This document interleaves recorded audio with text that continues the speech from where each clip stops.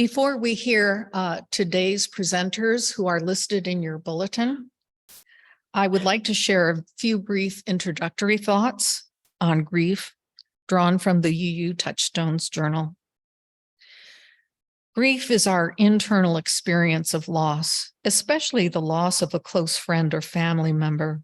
But there are many kinds of loss to grieve, such as the loss of a loved one's health or one's own health, the loss of certain physical or mental capacities, the loss of a relationship, a home, a pet, a job or career, financial security, and more. We may feel numb, anxious, panicked, disoriented, empty, afraid, lonely, lost, angry, and more. Grief is rooted in natural emotional responses to loss, but it also has moral significance. Grief is not a problem to be solved or distracted from, but an encounter with an essential part of the human condition. It is a way we honor and express the significance and value of lost relationships. It is an important part of our healing. Over time, grief eventually mingles with feelings of gratitude for what once was and also for what one still has. Even when the significant relationships we lose have been toxic and harmful, there is still grieving for what was missing from them, grieving for what could have been but wasn't. Grief can also have a theological, not just a moral significance. Grief takes on a religious significance when it is experienced or expressed, not just privately, but through communal rituals of caring and sharing. A UU theology of grief recognizes the importance of compassionately companioning people who are grieving by being willing listeners as they tell stories of loved ones and process their grief, encouraging the art of condolence and utilizing rituals of remembrance and gratitude to express what sometimes lies beyond words. By compassionately companioning with those who experience grief, we too are helped to navigate our own grieving when time comes. The end in all of this good grief that restores people to life and their loved ones to heart. I thought a good way to practice this idea of compassionate companioning today is to invite members of our fellowship to share their experiences of grief, either through music, poetry, stories, or reflections. We shall start with Elisa Woodruff, our music director, who has music to share with us.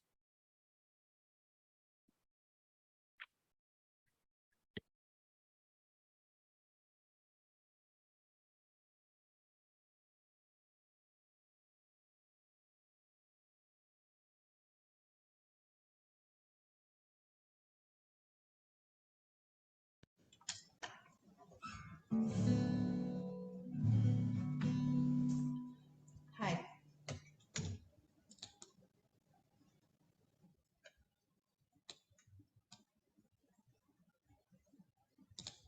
It's supposed to turn blue, right? Okay. I'll just keep touching it until it turns blue. It's not turning blue. Okay.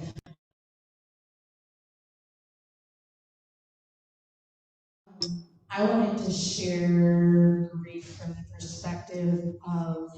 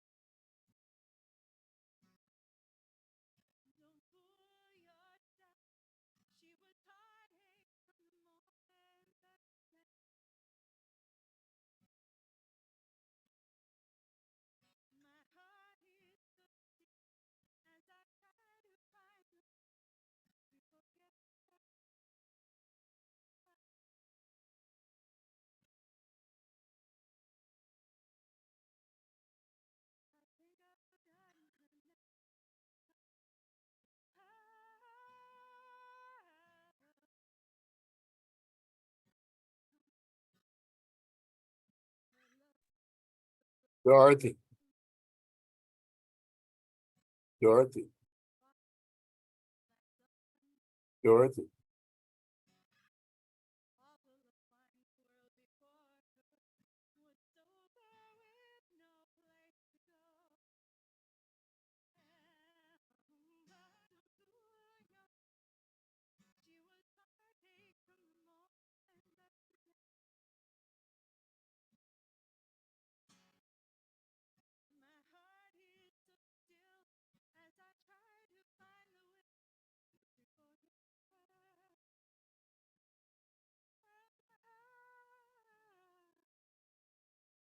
Dorothy.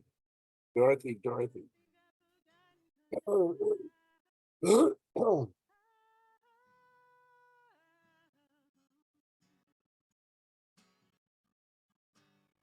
No.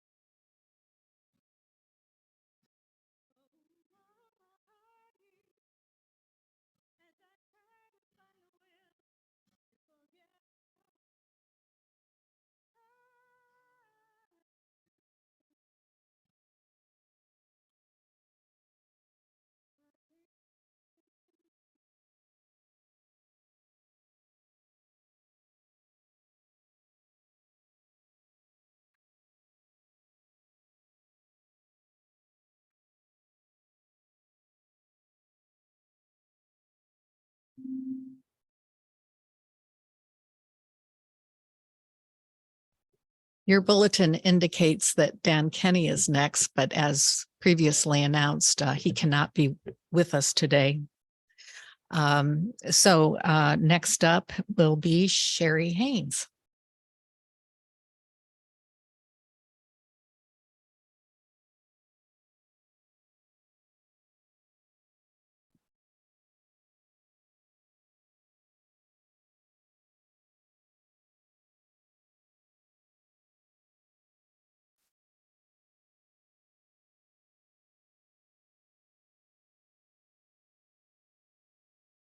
Lives of heartfelt connections. My mother, Pauline, was a beautiful, smart, happy, and loving person. Everyone found her to be full of positivity. As a school teacher in the 1950s, she contracted hepatitis from 2 of her students. While there was no cure at that time, my mother tried to overcome her illness, but could not. During these years, young people were not allowed to visit hospital rooms, so my father sent both my brother Randy and I to live with his parents on their farm while Mom was having her final days in the hospital. As a 13-year-old, I was expected to keep an eye on my brother, who was 4 years younger. After Dad called his mother with the sad news, she then tried to explain this to us. I became extremely angry. I was angry with her, and I refused to believe that this was even possibly true. Going to the funeral a week later was a completely numbing experience for both my brother and I.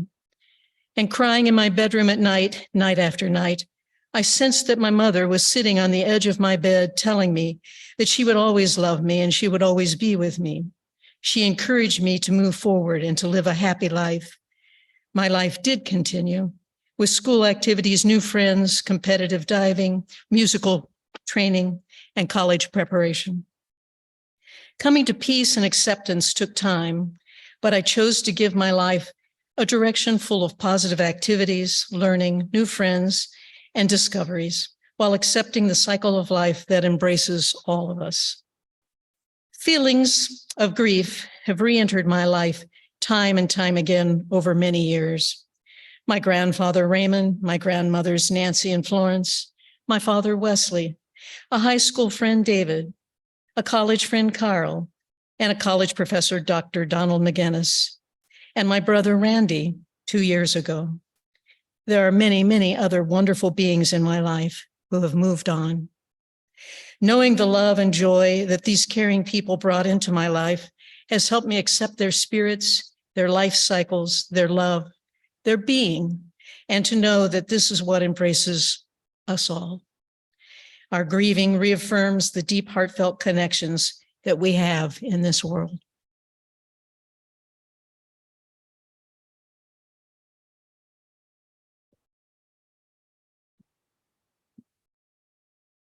Thank you for sharing, Sherry. Sharon Blake will speak to us next.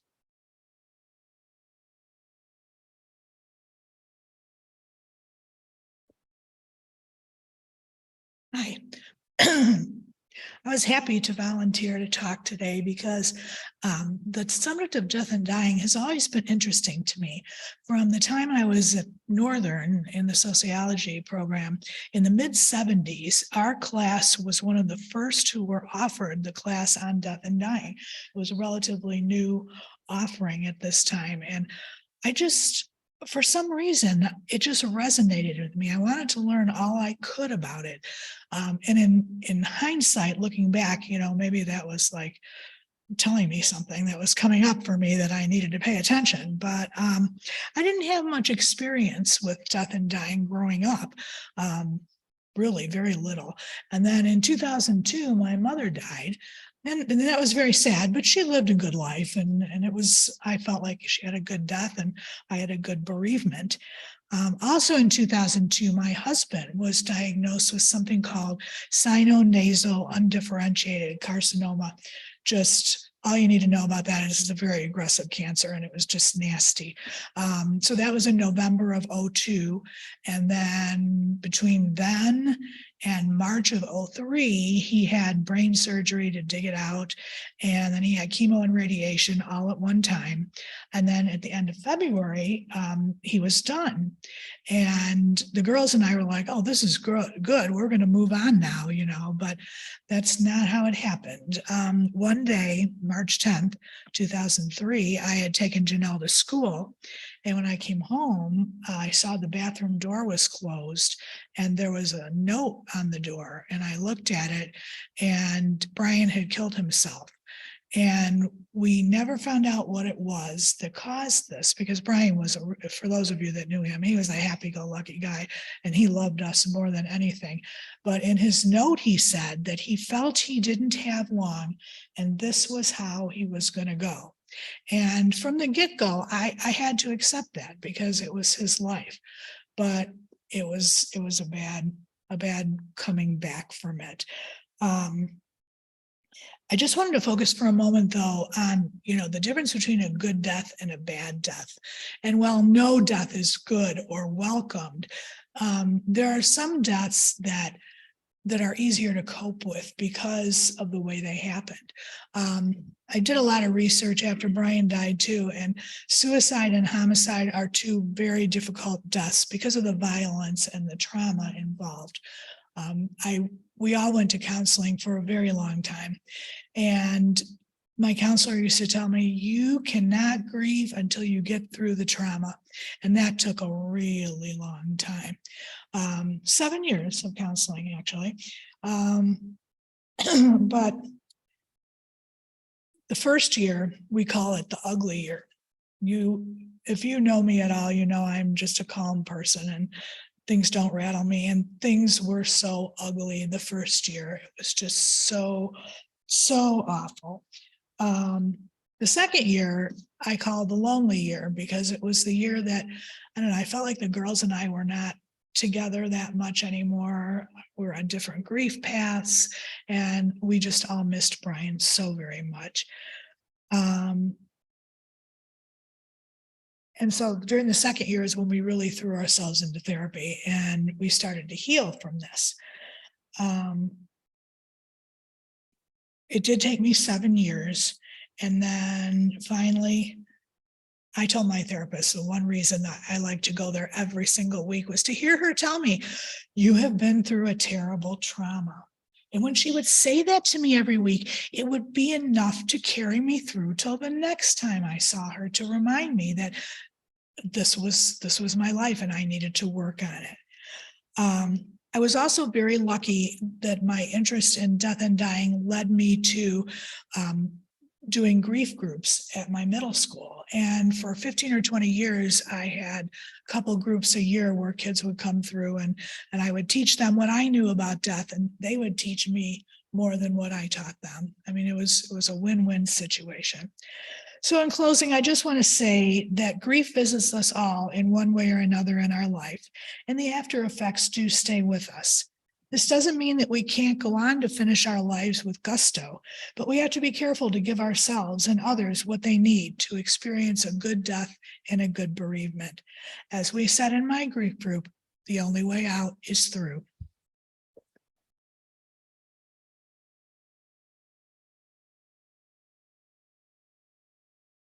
Thank you, Sharon. Jack,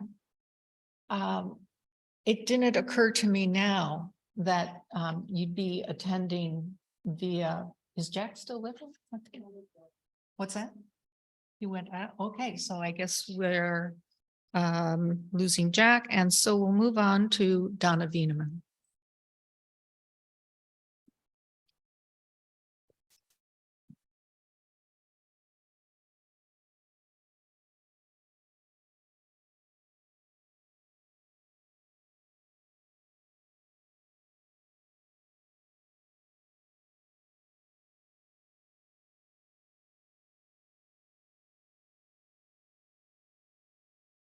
You hear me okay? Good. Sometimes we meet people who come into our lives. They stay a while and they're gone. They touch our hearts. They share our journey for a while, and we never see them again. We are left wondering what it meant. This poem explores those feelings. It's called Recognition. A sadness comes slowly creeping, like little waves capping in the breeze and lapping on the sandy shore. In quiet moments, remembrance comes of us, my friend, unfinished, as elusive as sun gold flashes over blue. I think of you persistent as the water licking at my memory, rippling and returning, you come and go.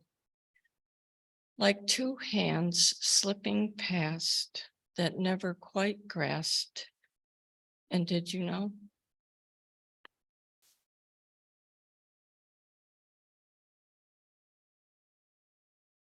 And there's also a different kind of grief, maybe not so much about dying, but it may be just a little sense of loss, of a struggle, of trying to put things together in our lives, looking for meaning. Soulful moments arise in my life when I find myself reaching out for answers. It is a struggle that leaves me at once feeling both sad and a feeling of wonder. And in these two poems, I've tried to explore some of the wonder, the mystery, and the sadness that have come through some experiences in my own life.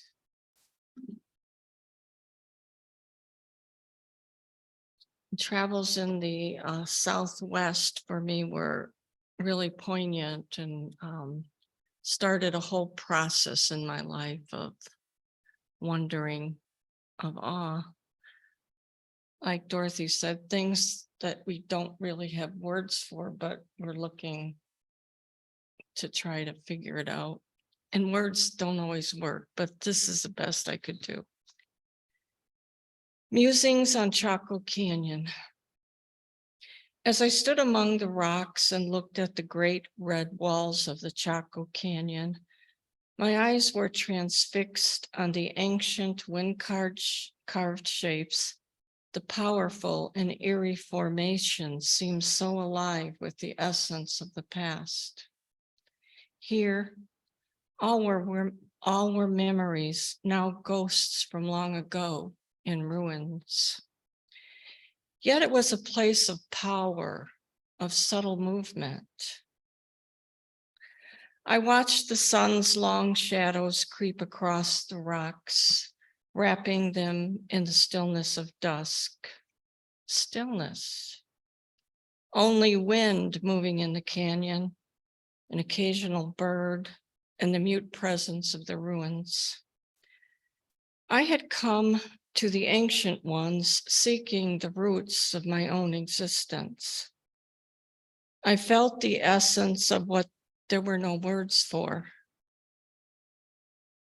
I gathered it into my heart and I took it with me as I turned to go. I have felt many inner stirrings since I have been to this place. It's not done with me yet. It haunts me unlike any other place I've ever been. It follows me even as I leave it hundreds of miles behind. It moves through my sleep like thin fingers of fog. It churns deep at the heart of me. No, I am not finished with this yet.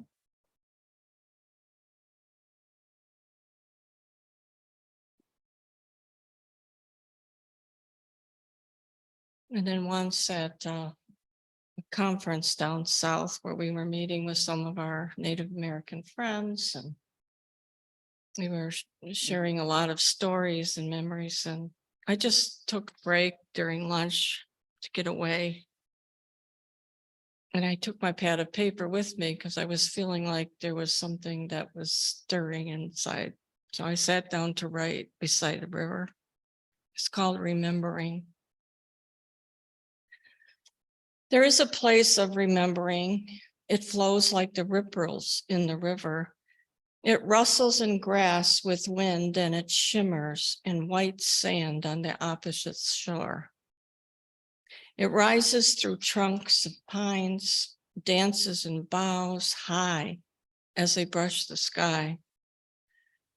It sits on my shoulders and warms my cold bones as welcome as the sun emerging from clouds.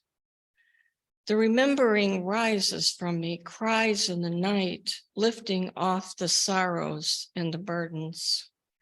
It leaves me sobbing with a strange sadness, longing for that place of peace behind the fear. I feel that longing for the love which will light my darkness, the fire which can burn away the blindness and then show me who I really am. Thank you.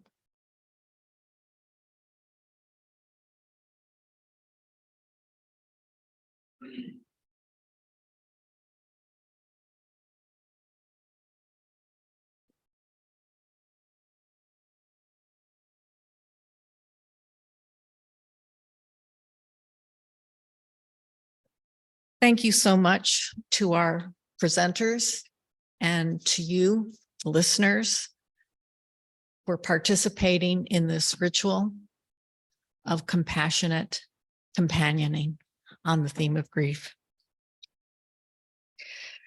So please rise now in body or spirit to sing the hymn, We Laugh Requie.